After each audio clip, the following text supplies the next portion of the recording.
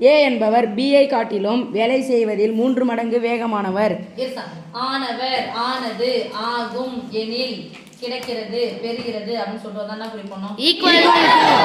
என்ன ஆனவர்? ஏ. வேலை 4 6 கணக்கு வந்துச்சுன்னா என்ன சாமி பார்க்க போனோம்? 1/A யாரை காட்டிலும் பியை ஒரு வேலை செய்யறாங்க அது என்ன போடணும் சாமி? 1/B 3 மடங்கு வேகமானவர். மடங்கு என்னது? எத்தனை மடங்கு? 3 மடங்கு. இன்டு 3 மடங்குனா மூன்றாவது பெருக்கல் வாய்ப்பாடு. ஓகேவா?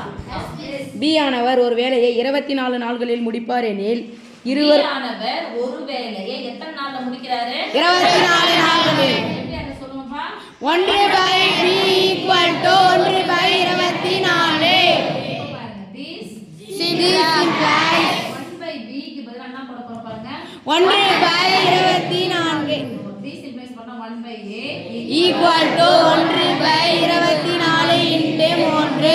முடியன் ஒரு வினையன் நடுவுல பெருக்கல் வந்துச்சுனா குறுக்கு கேன்சல். ஒரு மோல் 3 8 3 24 1/A = 1/8. this implies போட்டா இத எழுதணும். ஈக்குவல் டு போட்டா ஆன்சர் மட்டும் எழுதணும்.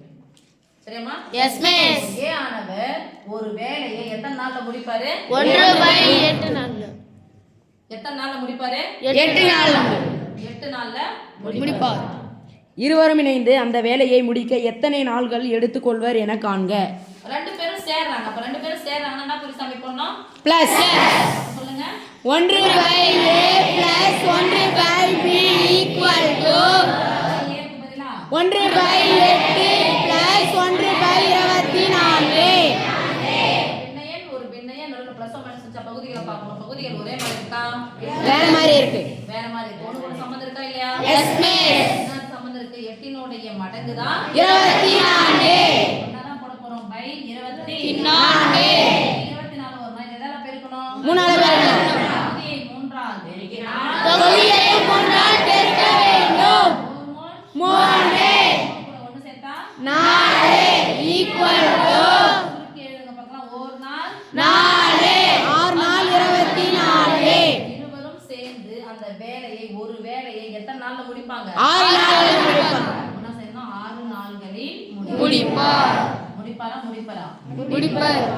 முடிப்பார்னா ஒருத்தர் குறிக்கும். முடிப்பர் அப்படின்னா தான் பன்மை ரெண்டு பேரை குறிக்கும். சரியா?